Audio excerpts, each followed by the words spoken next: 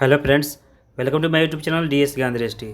आज का जो मेरा वीडियो है आधारित है फिजिक्स क्लास 12th का जो पहला चैप्टर है जिसका नाम है विद्युत आवेश और क्षेत्र। तो इस वीडियो में हम लोग जानेंगे फिजिक्स का 12th का जो पहला चैप्टर है विद्युत आवेश और उसके क्षेत्र का VVI ऑब्जेक्टिव क्वेश्चन और उसके आंसर जो काफ़ी इंपॉर्टेंट है आगामी 2024 में जो 12th की बोर्ड एग्जामिनेशन होने वाला है उसके विद्यार्थियों के लिए। तो इस वीडियो को आप अंत तक देखें, वीडियो को लाइक कीजिए, शेयर कीजिए और चैनल पर पहली बार विजिट करें तो प्लीज़ चैनल को सब्सक्राइब कर ले। तो पहला प्रश्न है कि दो विद्युत क्षेत्र रेखाएं एक दूसरे को किस कोण पर काटती हैं। ऑप्शन से A 90 degree, option B 45 degree, option C 30 degree और ऑप्शन डी नहीं काटती है।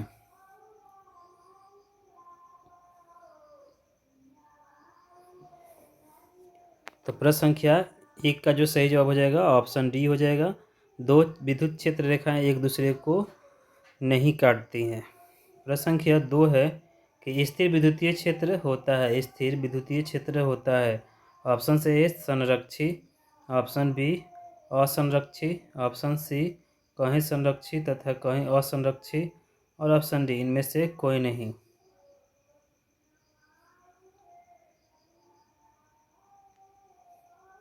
तो प्रश्न संख्या जो 2 है स्थिर विद्युतीय क्षेत्र होता है, तो इसका जो सही जवाब हो जाएगा ऑप्शन ए हो जाएगा, संरक्षी होता है।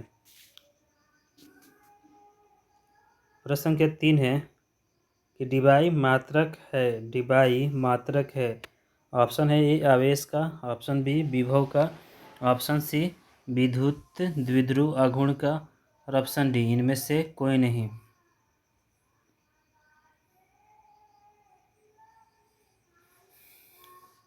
तो प्रश्न संख्या जो 3 है डिबाई मात्रक है, इसका सही जवाब हो जाएगा ऑप्शन सी विद्युत द्विध्रुव आघूर्ण का, जो CGS पद्धति में होता है। प्रश्न संख्या 4 है एक, जबकि उसका आई SI जो मात्रक होता है विद्युत द्विध्रुव आघूर्ण का कूलॉम मीटर होता है। प्रश्न संख्या 4 है एक आवेशित चालक की सतह के किसी बिंदु पर विद्युतीय क्षेत्र की तीव्रता। ऑप्शन है ए शून्य होती है, ऑप्शन बी सतह के लंबवत होती है, ऑप्शन सी सतह के स्पर्शीय होती है और ऑप्शन डी सतह पर 45 डिग्री पर होती है।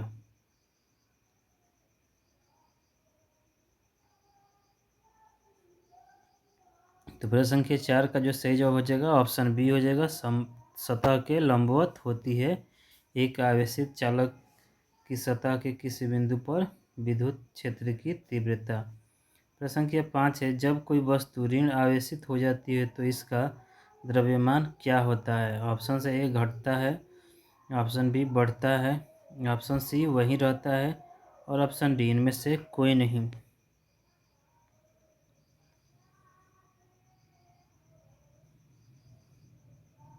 तो प्रश्न संख्या जो 5 है इसका जो सही जवाब हो जाएगा ऑप्शन बी हो जाएगा, बढ़ता है।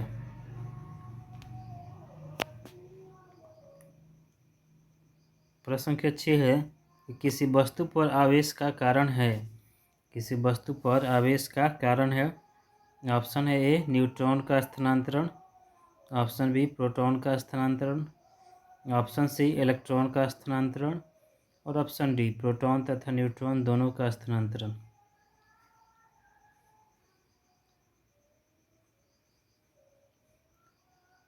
तो प्रश्न संख्या 6 किसी वस्तु पर आवेश का जो कारण होता है वो होता है ऑप्शन सी इलेक्ट्रॉन का स्थानांतरण।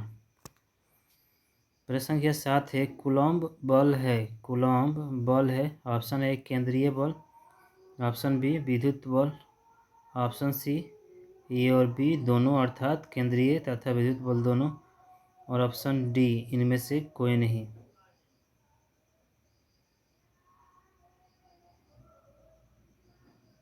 तो प्रश्न संख्या 7 का जो सही जवाब हो जाएगा ऑप्शन सी हो जाएगा, केंद्रीय बल तथा विद्युतीय बल दोनों। प्रश्न संख्या 8 है एक विद्युत द्विध्रुव आघूर्ण, एक विद्युत द्विध्रुव एक पृष्ठ से घिरा हुआ है, पृष्ठ पर कुल फ्लक्स होगा। ऑप्शन से ए अनंत, ऑप्शन बी शून्य, ऑप्शन सी आवेश पर निर्भर और ऑप्शन डी द्विध्रुव के स्थिति पर निर्भर। तो प्रश्न संख्या जो 8 है एक विद्युत द्विध्रुव एक पृष्ठ से घिरा है, पृष्ठ पर कुल फ्लक्स होगा, तो इसका सही जवाब हो जाएगा ऑप्शन बी 0।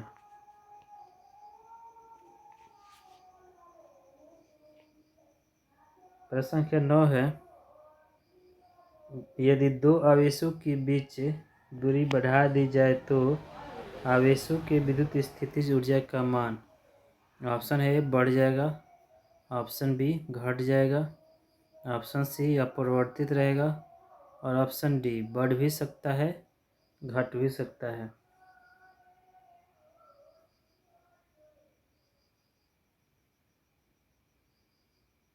तो प्रश्न संख्या जो 9 है, यदि दो आवेशों की दूरी बढ़ा दी जाए तो आवेशों की विद्युत स्थिति ऊर्जा का मान वो होता है ऑप्शन डी हो जाएगा, बढ़ भी सकता है घट भी सकता है।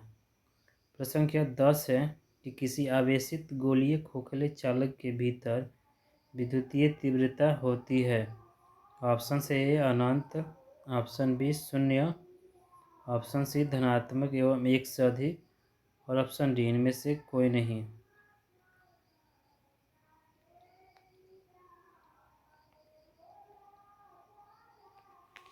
तो प्रश्न संख्या 10 का जो सही जवाब हो जाएगा ऑप्शन बी हो जाएगा 0। प्रश्न संख्या 11 है, फ्लक्स घनत्व का मात्रक होता है, फ्लक्स घनत्व का मात्रक होता है, ऑप्शन से A weber, option B tesla, option C newton प्रति मीटर और ऑप्शन डी इनमें से कोई नहीं।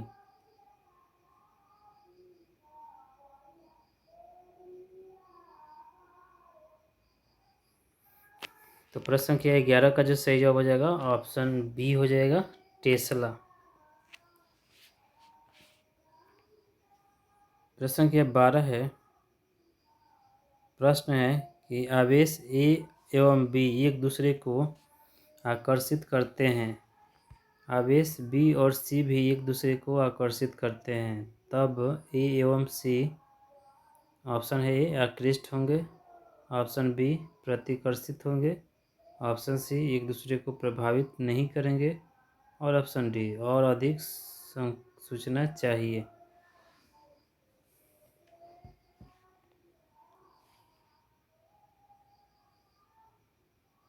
प्रश्न संख्या 12 का जो सही जवाब हो जाएगा ऑप्शन बी हो जाएगा प्रतिकर्षित करेंगे एक दूसरे को।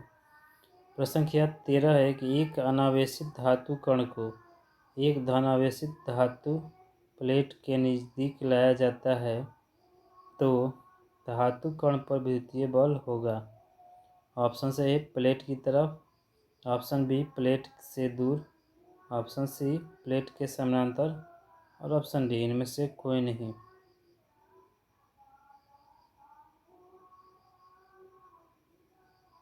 तो प्रश्न संख्या जो 13 है इसका जो सही जवाब हो जाएगा ऑप्शन ए हो जाएगा प्लेट की तरफ। प्रश्न संख्या 14 है, दो चालकों के बीच आवेश के वितरण होने से होने वाली ऊर्जा की हानि निर्भर करती है, ऑप्शन से ए विभवांतर के, ऑप्शन बी विभवांतर के वर्ग पर, ऑप्शन सी धारिता पर और ऑप्शन डी इनमें से कोई नहीं।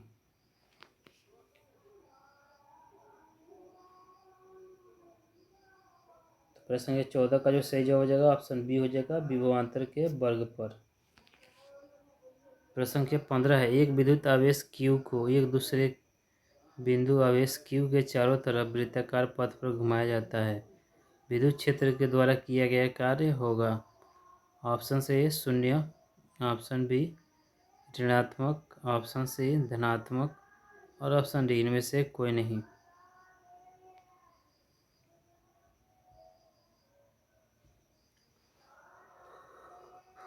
तो प्रश्न संख्या 15 का जो सही जवाब हो जाएगा ऑप्शन ए हो जाएगा 0।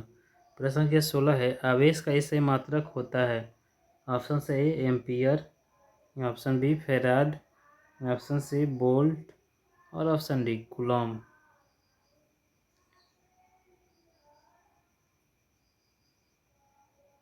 तो प्रश्न संख्या 16 का जो सही जवाब हो जाएगा ऑप्शन डी हो जाएगा कूलॉम आवेश का ही सही मात्रक होता है। प्रश्न संख्या 17 है। प्रश्न है कि स्थिर विद्युत आवेशों के बीच लगता बल किस नियम से दिया जाता है। ऑप्शन ए गॉस का प्रमेय, ऑप्शन बी किरचॉफ के नियम, ऑप्शन सी कूलॉम के नियम और ऑप्शन डी फैराडे के नियम।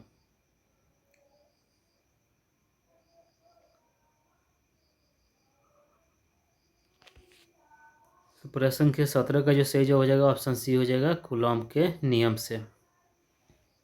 प्रश्न संख्या 18 है। दो आवेशों के बीच की दूरी दुगुनी करने के बाद का बल हो जाता है। ऑप्शन से दुगुना हो जाता है, ऑप्शन बी आधा हो जाता है, ऑप्शन सी 4 गुना हो जाता है और ऑप्शन डी चौथाई हो जाता है।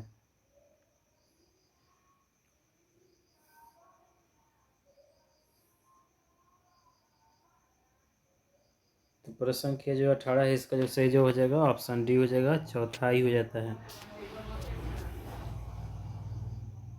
प्रश्न संख्या 19 है।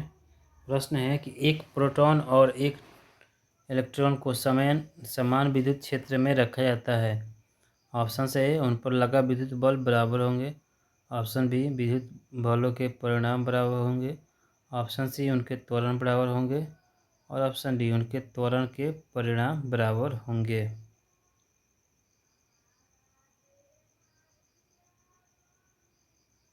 तो प्रश्न संख्या जो 19 से एक प्रोटॉन एवं इलेक्ट्रॉन को समान विद्युतीय क्षेत्र में रखा जाता है। तो इसका जो सही जवाब हो जाएगा ऑप्शन बी हो जाएगा विद्युत बलों के परिणाम बराबर होने के कारण।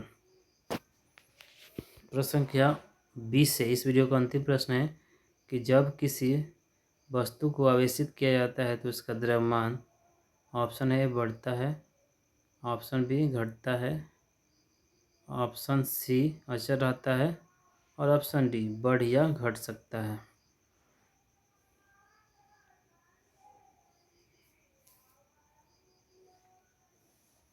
तो प्रश्न संख्या 20 का जो सही जो हो जाएगा ऑप्शन डी हो जाएगा बढ़ भी सकता है या घट भी सकता है। फ्रेंड्स ये था हमारा आज का वीडियो जो आधारित था क्लास 12 के जो फाइनल ईयर के स्टूडेंट है जो 2024 की बोर्ड परीक्षा में शामिल होने वाले हैं उनके लिए मस्ट इम्पॉर्टेंट वीडियो है। इस वीडियो को आप देखिए, लाइक कीजिए, शेयर कीजिए और चैनल पर पहली बार विजिट करें तो प्लीज़ चैनल DS ज्ञान दृष्टि को सब्सक्राइब कर ले तथा बेल आइकन को दबा दें जिससे जो भी वीडियो बनाऊँ उसका नोटिफिकेशन आपको मिल जाए। तो thank you for listening and watching.